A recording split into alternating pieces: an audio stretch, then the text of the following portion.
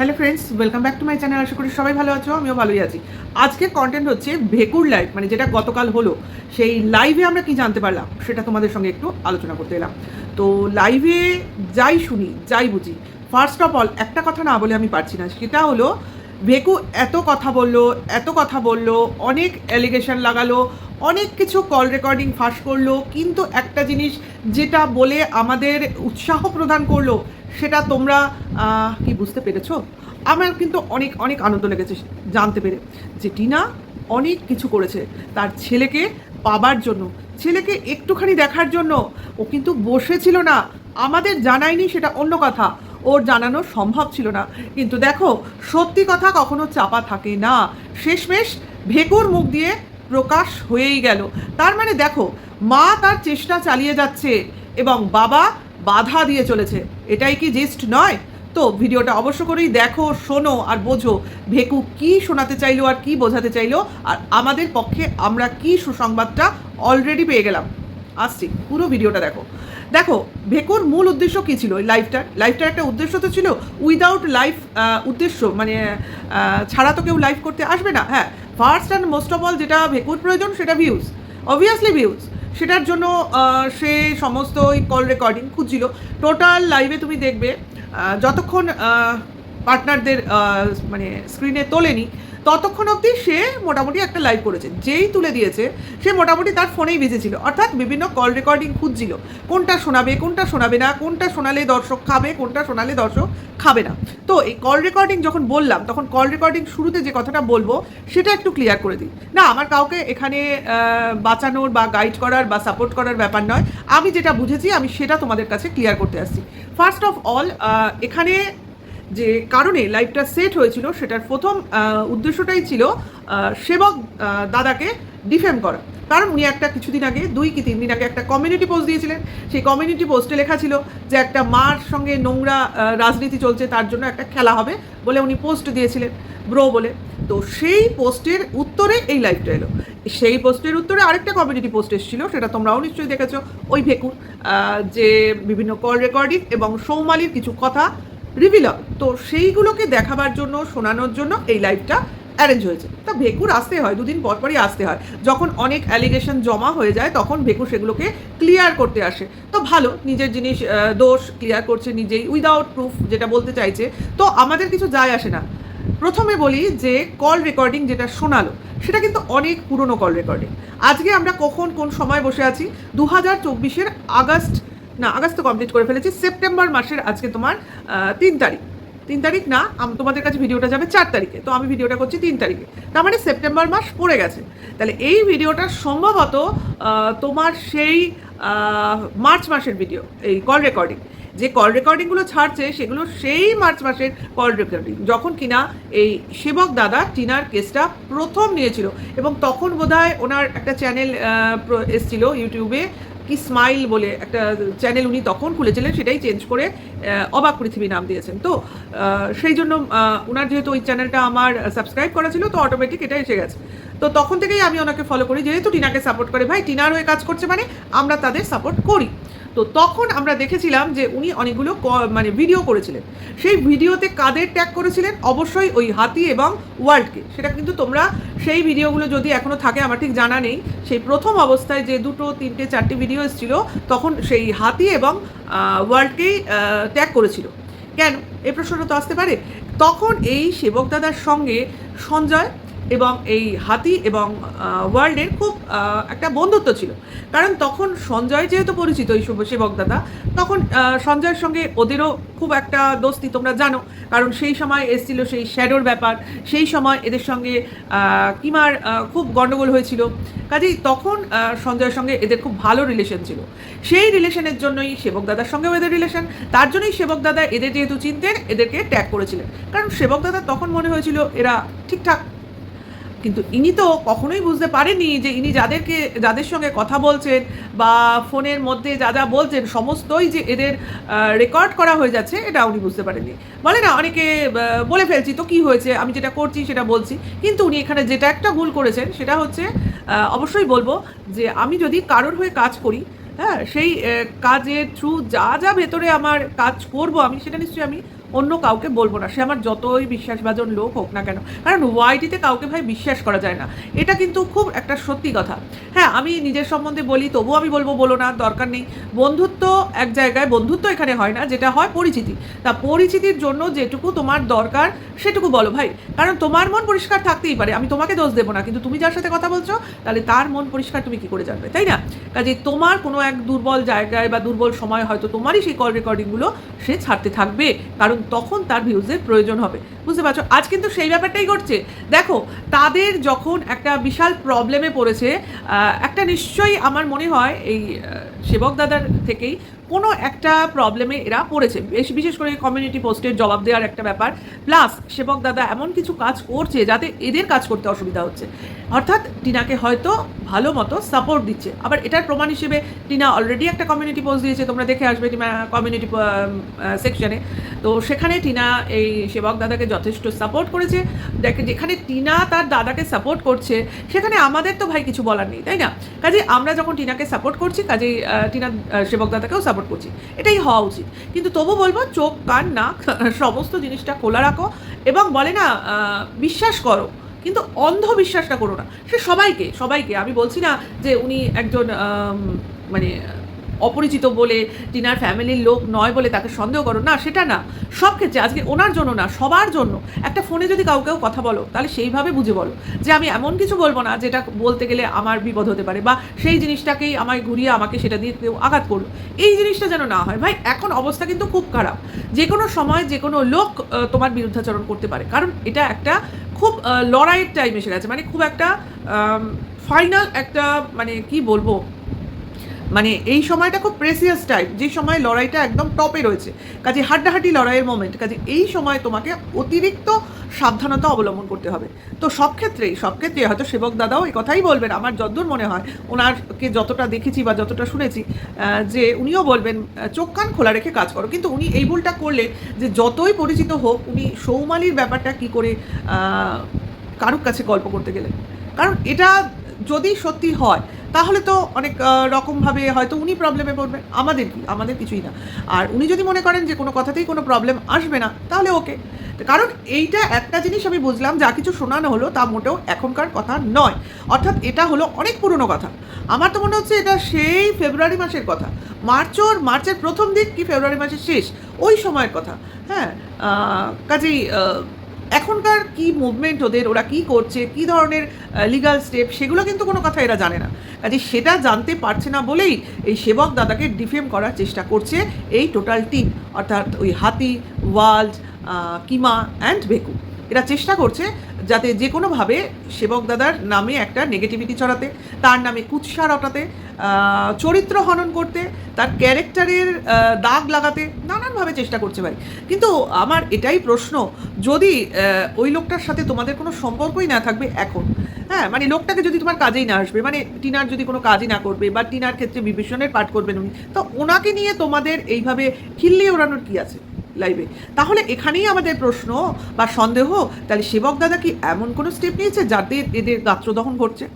হতেও পারে, কারণ ক্রমশ ডে বাই ডে জিনিসটা পরিষ্কার হয়ে আসবে। কারণ ভেকু অলরেডি সৌমালির নাম তুলেছে, সৌমালির এগেনস্টে অনেক রকম অ্যালিগেশন লাগিয়েছে, এবং সেটা সেবক দাদার কথার থেকে লাগিয়েছে, এবং তার সঙ্গে এটাও জানিয়েছে যে সৌমালি যদি কোনো ব্যাপারে ইনভলভ না থাকে তাহলে যেন সৌমালি এই জিনিসের উত্তরটা দেয়, অর্থাৎ সেবক দাদার এগেনস্টে স্টেপ নেয়, বুঝতে পারছি? এইসব কথা বলে উনি সবাইকে উত্তেজিত করতে চাইছেন। তা আমার তো মনে হয় না সৌমালি এই ব্যাপারে কোনো উত্তর দেবে, কারণ শুধু একটা কল রেকর্ডিংয়ে কোনো কিছুই প্রমাণ হয় না। উনি যতই বলুন পুলিশের হাতে তুলে দিয়েছি, অমুকের হাতে তুলে দিয়েছি, তুলুন গিয়ে, কারণ কল রেকর্ডিংয়ে কোনো কিছু প্রুফ হয় না। কাজেই সৌমালির মতো মেয়ে বা সৌমালির মতো বা সৌমালির হাজব্যান্ডের মতো যারা দূর থেকে যদি বা দেখে থাকে, যদি বা তাদের কাছে এই লাইভটা শেয়ারও হয়, তারা এই ব্যাপারে আমার তো মনে হয় না কোনো কথা বলবে, ঠিক আছে? আর সেবক দাদা বুঝে নেবে কি হবে না হবে। আমার তো এই লাইভ দেখে সেবক দাদার এগেনস্টে না কিছু মনে হয়েছে, না সৌমালির এগেনস্টে কিছু মনে হয়েছে। দেখো ভাই, আমার চয়েস, আমি কাকে সাপোর্ট করব। আর ভাই ভাই ভাই বাবা মা এসব রিলেশন টেনে আনছেন না ওই ভেকু, আমার অনেক সময় ওই লাইভটা দেখতে দেখতে মনে হয়েছে গিয়ে আমি লিখি, ভাই আপনি কাকে বলছেন যে সৌমালির উদ্দেশ্যে তোমার মা, তোমার বাবা, তোমার ভাই, এই মা বাবা ভাই কি দিদির সম্মান কোনো সময় রেখেছে? হ্যাঁ, এই বাবা মেয়েরকে যা তা গালি দিয়েছে, মা মেয়েকে জামাইয়ের মৃত্যু কামনা করেছে, তারপরে ভাই তো যা যা করেছে তোমরা সবটাই জানো, যে তার পক্ষের কন্টেন্ট ক্রিয়েটাররা তার দিদিকে একজন ভিউয়ার্সের সঙ্গে শুইয়ে দিচ্ছে, তবু তার ভাই নিশ্চুপ হয়ে বসে রয়েছে। এরপরেও লোকে ভাবে যে একজন দিদি তার ভাই তার পরিবারকে সাপোর্ট করবে, তাই না? অন্যায়ের বিরুদ্ধে সবাই রুখে দাঁড়াবে, আর যারা অন্যায়কে সাপোর্ট করবে তারা এইরকম অন্যায় দাবি করবে। কারণ আমরা আজকের এই লাইভটা খুব প্রয়োজন ছিল, আমি ওয়েট করছিলাম কখন এই লাইভটা হবে। কন্টেন্ট নয়, কন্টেন্ট তো বটে, সে তো বলার একটা জিনিস পেলে কেন বলবো না। ব্যাপারটা হচ্ছে মনে একটা উত্তেজনা, আমরা যে একটা বলার জন্য যে উদ্দীপনা বোধ করব, যে না আমরা ঠিক জানি, আমরা ঠিক বুঝছি, একটা ভেতরে উত্তেজনা অনুভব করছি, যে না সবাই যে ভাবছিল টিনা কিছুই করেনি, টিনা কোনো কিছুই পারে না, টিনা ভুল রাস্তায় আছে, না টিনার পক্ষে যা যা করণীয় আজকে ভেকু বলে দিয়েছে। সমস্ত এমএলএ, বিভিন্ন চাইল্ড কমিশন থেকে শুরু করে হিউম্যান রাইটস, সমস্ত জায়গায় সমস্ত স্টেপ টিনা তার মতো করে নিয়েছে। নিজের মুখে বলেছে চাইল্ড কমিশনের লোক বেচুর বাড়ি গেছিল, সেখান থেকে বাচ্চাকে ডেকে অবধি পাঠিয়েছে, কিন্তু বেচুর তরফ থেকে যা কিছু ঘটলা পাকানো হয়েছে, মানে কোনোভাবেই এই অর্ডারগুলো বেচুর পক্ষ থেকে শোনা হয়নি। আর এইগুলো কারা সাপোর্ট করে গেছে? এই ভেকু অ্যান্ড তার টিম। বুঝতে পেরেছো? কারণ বেচু সবসময় বেচু যা জেনেছে বেচু এদের ইনফর্ম করেছে, এবং এরা ভেতরে পেছন থেকে কলকাঠি নেড়েছে। আর তারা তো এমনি এমনি না দেয়নি, সব কিছুই বেচু প্রোভাইড করেছে। কারণ আমার জন্য কেউ কাজ করবে ভাই বিনা পয়সায়, বিনা অভিপ্রায় তো কাজ করবে না। কারণ 2 পয়সা না থাকলে ভাই কাজ করার ইন্টারেস্ট থাকে না, এটা কিন্তু সত্যি কথা। হ্যাঁ, এখানেই আবার বলতে আসবে আপনি টিনার হয়ে বলছেন আপনি কত পয়সা পেয়েছেন। ভাই আমি ঘরে বসে বলছি না, আমি কারোর জন্য কোর্টে দৌড়চ্ছি না, কোথাও গিয়ে থানায় চলে যাচ্ছি, আমি কারোর জন্য কোথাও দৌড়াদৌড়ি করছি না, আমি এখানে বসে কথা বলছি টিনার জন্য, তার জন্য আমার ভিউজ হচ্ছে, তার জন্য আমার রেভিনিউ আসছে, তার জন্য আমার ইউটিউব পয়সা দিচ্ছে না, আমাকে কোনো ক্রিয়েটার পয়সা দিতে আসেনি। আর দেবেই বা কেন, দেবেই বা কী করে? হ্যাঁ, আমার কি সেই অবস্থা হয়েছে নাকি আর কারো কাছ থেকে পয়সা নিয়ে কাজ করবো? হ্যাঁ, তারাই দৌড়ে দৌড়ে ওই ঘর থেকে বাইরে গিয়ে দৌড়াবে তখন জানবে তাদের পয়সার প্রচুর প্রয়োজন হয়ে পড়েছে, কারণ তখন তারা রাস্তায় নেমেছে, ঘরে বসে আর ইনকাম হচ্ছে না, তখন তাদের রাস্তায় নামতে হয়েছে। আশা করি বোঝাতে পেরেছি। এইবার বলি, যা কিছু শুনলাম, যা কিছু বুঝলাম, এইটুকু বুঝলাম যে টিনা ঠিক আছে, টিনা যে কাজ করছে, বা এই যে সেবক দাদা কী কাজ করছে, এরা এটা কোনোভাবেই জানতে পারছে না, কিন্তু যে অ্যাকশনগুলো নিচ্ছে সেগুলো এদের কাছে পৌঁছচ্ছে, তাই এরা জানতে পারছে, মানে পরবর্তী স্টেপগুলো জানতে পারছে না, যেটা কিনা ভেকু বলতে আসছে যে ভেতরের লোক আমাদের জানিয়ে দিচ্ছে। কোনো কিছু জানায়নি, যদি জানাতো তাহলে রিসেন্টের কাজের কথা জানাতো, নাকি সেই ফেব্রুয়ারি মাসে কি কথা হয়েছে তখন তো কোনো কাজকর্মই হয়নি যে জানাবে। তখন যে কল রেকর্ডিংয়ের মাধ্যমে আমরা শুনলাম সেগুলো কিন্তু সেই সময়কার, যখন কিনা টিনার থেকে উনি বলেছিলেন আমি আর ওনার সঙ্গে নেই, টিনার হয়ে কোনো কিছু করব না, কারণ টিনা অনেক, এটা কমিউনিটি পোস্টেই দিয়েছিল ওই সেবক দাদা, যে টিনা অন্যান্য অনেকের কাছে পরামর্শ নিচ্ছে, কাজে আমার আর টিনার সঙ্গে থাকার দরকার নেই, আমি ওনার কাজটা ছেড়ে দিলাম, মানে ওনার হাতটা ছেড়ে দিলাম।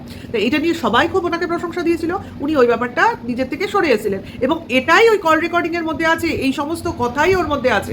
কিন্তু তারপরে পরবর্তীকালে উনি যে টিনার সঙ্গে বরাবরই ছিলেন, উনি কখনোই টিনার হাত ছাড়েননি, সেটা কিন্তু কখনো উনি কাউকে বলতে যাননি, সেটা কিন্তু কোনো কল রেকর্ডিংয়ের মাধ্যমে আসেনি, সেটা কিন্তু আমরা যখন টিনা হাইকোর্টে গেছিল সেখানে টিনা দেখায়নি, তবু আমরা কিছু কিছু সিনের মাধ্যমে, কিছু কিছু মানে কি বলবো ক্লিপিংয়ের মাধ্যমে জানতে পেরেছি অন্যান্য ক্রিয়েটারের তোমার ভিডিও থেকে।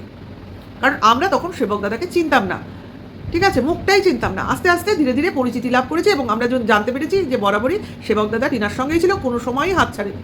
তাহলে সেই পরের থেকে কোনো খবরই এদের কাছে আসেনি, তাহলে এরা কি করে দাবি করতে পারে যে সেবক দাদা ভেতরের খবর এদের জানাচ্ছে? কখনোই জানায়নি, যখন জানিয়েছিল তখন কোনো একটা কারণের জন্য জানিয়েছিল, বুঝেছো? সেই জানানোয় কোনো কিছু লাভও হয়নি, কোনো কিছু ক্ষতিও হয়নি। আর তারপরে খবর জানতে পারেনি বলেই এরা সবসময় এই পুলিশের থ্রু বা বেচুর থ্রু এরা জানতে পেরেছে, এবং এরা অনুমান ভিত্তিক জিনিসগুলোকে আটকেছে। এখনও জানতে পারছে না, হয়তো বা জানতে পেরেছে কোনো কিছু স্টেপ এদের বিরুদ্ধে নেওয়া হয়েছে, বিশেষ করে কমিউনিটি পোস্ট, বিশেষ করে কোনো কাজ, তার জন্য আজকের এই লাইভ এবং ওই সেবক দাদাকে ডিফেম করার চেষ্টা চলছে। একটা মিথ্যা কথার উদাহরণ দেব, যেমন এদের পক্ষে ক্রিয়েটাররা যবে থেকে বেচুর এচু এসছে, কেউ বলছে গভর্নেন্স, কেউ বলছে পিএ, কেউ বলছে বিয়ে হয়ে গেছে, অর্থাৎ তোমার কি বলে গন্ধর্ব মতে বিয়ে হয়েছে, মানে এখন তারা স্বামী স্ত্রী, এমনই একেবারে মানে কি বলবো এভিডেন্স দিয়ে কথা বলে ফেলছে, প্রমাণ সমেত কথা বলে ফেলছে, কিন্তু যতদিন না বেচু জানাচ্ছে ততদিন সে দেখাতে পারছে না। অথচ আজকে লাইভে বেকু বলছে না না ওসব মিথ্যে কথা। তাহলে বুঝতে পেরেছো এদের গোটা টিম হলো মিথ্যাবাদী, অর্থাৎ সামান্য একটু সূত্র যদি এইটুকু তোমার ফুসকুড়ি টাইপ হয়, সেটাকে ওরা এত বড় ফোড়ার আকৃতি নিয়ে বলে, অর্থাৎ ছোট্ট জিনিসটাকে, তিলটাকে তাল করে। মানে এরা টোটালি হচ্ছে মিথ্যাবাদী গোষ্ঠী।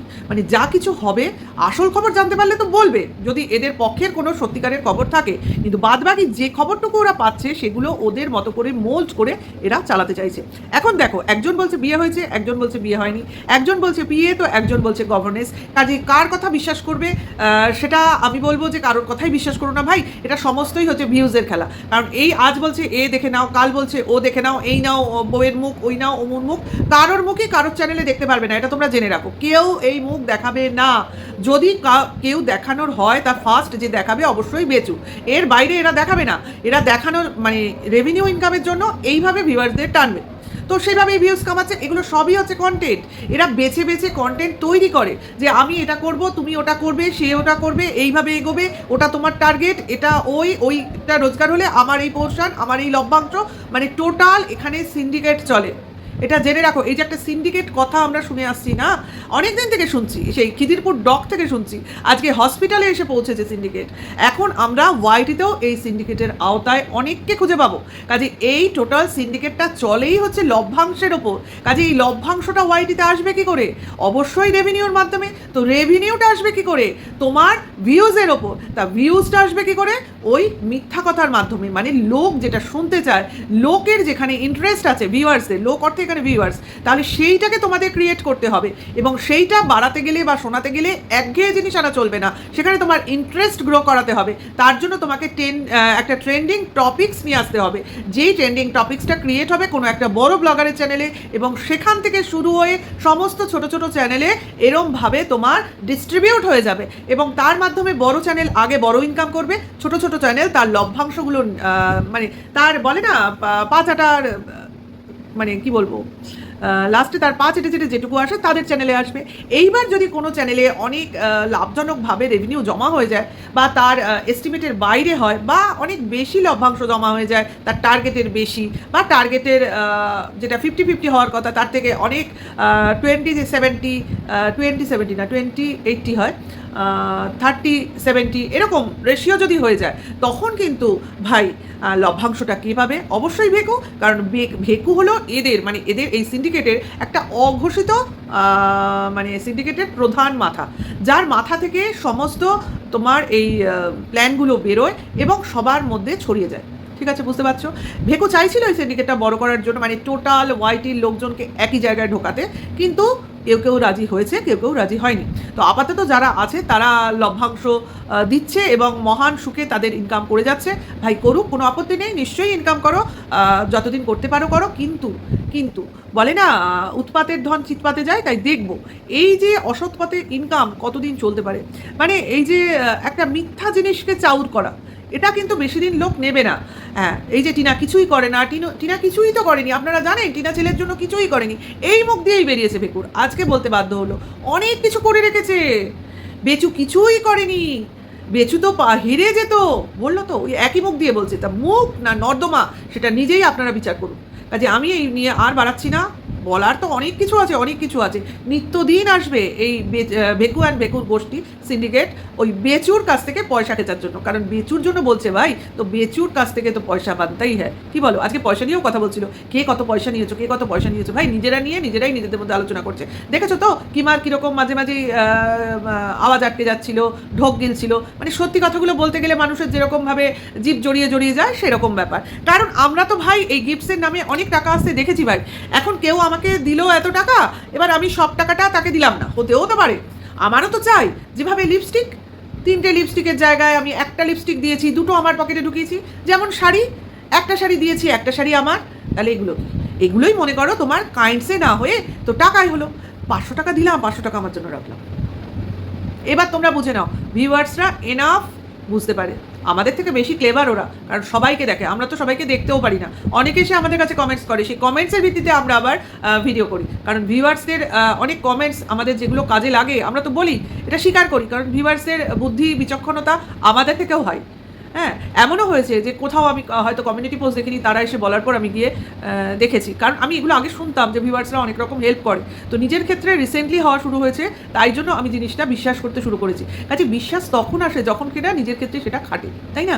কাজে আমি টিনার উপর টোটাল তোমার ফেথ রাখি, ওকে সাপোর্ট করি, ওর এফর্টটাকে সাপোর্ট করি, ঠিক আছে? আর এই যে ওর বাবা মার ওর ফ্যামিলির নামে যে কুৎসা রটানো হচ্ছে যে মেয়েটাকে নাকি পয়সা না দিলে দেখবে না, সেটা অবশ্য সেবক দাদার মুখ দিয়ে শোনা গেল যে উনি বললেন যে সেইভাবে ভালোবাসা পাবে না। ভাই, এটা না সবসময় মেয়েরা বলতে যাবে না। শোনো, একটা সংসার ছেড়ে যখন তার মেয়ে বাপের বাড়িতে চলে আসবে, কারোর বাবা মাই চাইবে না যে তার মেয়ের সাজানো সংসারটা নষ্ট হয়ে যাক। তারা কিন্তু নানাভাবে বোঝাতে চাইবে যে না, তোর সংসারে তুই ফিরে যা, সেখানে তোর শ্বশুর আছে, শাশুড়ি আছে, স্বামী আছে, ছেলে আছে, হয়তো বা তাদের তখন মনে হয় যে না, তোরই দোষ, স্বামীকে তুই মানিয়ে নে। এটা ম্যাক্সিমাম বাপের বাড়িতে হয়, আমাদেরও হবে। আমি যদি কখনো ঝগড়া করে চলে গেছি, মা প্রথমেই বলবে তোর মানিয়ে নিতে হবে, তোকে মানিয়ে, এটা হয়। কিন্তু যখন শেষমেশ দেখবে মেয়েটা আর পারছে না, চেষ্টা তো করবে, পারছে না, ওখানে যাওয়া সম্ভব নয়, হয়তো মেয়েটা সেখানে গেলে মানসিক রোগী হয়ে পড়বে, শেষ চেষ্টাটা করার পরেও তারা তখন কিন্তু ছেড়ে দেবে। তা সেই সময় যখন বলেছিল তখন হয়তো দেখো ভাই, কেউই এইসব কেস কামারি অশান্তি পছন্দ করে না, তাই না? এখন টিনার শ্বশুরবাড়ির লোকজন যে এতটা ফেরোসাজ সেটা তো কেউ বুঝতে পারেনি, ক্রমশ প্রকাশ্য হচ্ছে। তা সেই ক্ষেত্রে সেবক দাদারও হয়তো মনে হয়েছে যে তার বাপের বাড়িতেও তার সেরকম যত্ন হচ্ছে না, হতেও পারে। কিন্তু ব্যাপারটা হচ্ছে এটা, যেটা বললো যে বাপের বাড়িতে নাকি টাকা না দিলে তার খাওয়া জুটবে না। ভাই, এটা শুধু মেয়েদের ক্ষেত্রে বলছো কেন? আর যদি সংসারে কোনো ছেলে থাকে, তো সে যদি বড় করব, আমরা তাকে শিক্ষিত করব, তারপর একটা বয়সে যখন সে রোজগার করবে, তখন সে তো সে সংসারের ভার নেবে, মানে সংসারে খরচ দেবে, তাই না? তার মানে এই নয় যে আমি তাকে খাওয়াবো না, টাকা দিলে খাওয়াবো না, কিন্তু আমি তো চেষ্টা করবো সে যাতে রোজগার করে। এবার যদি দেখি আমার খাওয়ানোতেই সে সন্তুষ্ট, তার আর রোজগারের ইচ্ছা নেই, তখন কিন্তু আমাকে সেই ব্যাপারটা ক্রিয়েট করতে হবে যে ভাই, তুমি রোজগার না করলে কিন্তু খেতে পাবে না। এটা কিন্তু আমরা বলবো, এটা না করলে, ধাক্কা না মারলে কেউই রোজগার করতে চাইবে না। যদি সে জানে যে আমার বাবার এত আছে, আমার বাবার অত আছে, আমার রোজগারের দরকার নেই, আমার এক পুরুষ কেন দু পুরুষ চলে যাবে, তাহলে কি ছেলেটা রোজগার করতে যাবে? খাটনির ইচ্ছাই তার জন্মাবে না। এইভাবে বহু লোক একসময় পুরাকালে আমরা দেখেছি, মানে তোমার পুরনো দিনগুলোতে, যে কলকাতার বাবু সমাজে কাজ করার তোমার প্রবণতাই ছিল না, তারা বংশ পরম্পরায় জমিদারির টাকায় আয়েশ করতো। সেই টাকা একসময় ফুরোতে ওই কলসির জল শেষ হওয়ার মতো শেষ হয়ে তারা একসময় প্রপার্টি বিক্রি করে খেয়েছে। তা সেই রকম অবস্থা তৈরি হবে। কাজে ছেলে বলো মেয়ে বলো, এখন গুঁতোতে হয় যে রোজ পড়াশোনা কর, সঠিক জায়গায় যে একটা রোজগার করলে কি নিজের পায়ের তলার মাটি হবে।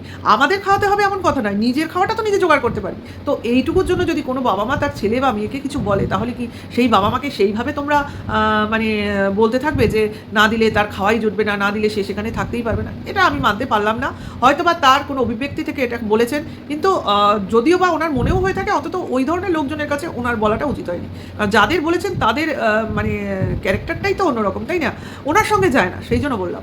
তো হয়তো বা উনি তখন নতুন ছিলেন, বুঝতে পারেনি, আজকের ডেটে তো বুঝতে পারছেন। তো আমি বলবো সামালকে চাল না ভাই, কারণ ওয়াইটি থেকে সাবধান। মনের কথা বলার জন্য বাড়ির লোক যথেষ্ট, ওয়াইটির লোক নয়। তো এইটুকুই বলার ছিল। ভালো লাগলে সঙ্গে থেকো, লাইক করো, কমেন্টস করো, আর নেক্সট ভিডিও ওয়েট করো। Tata, by.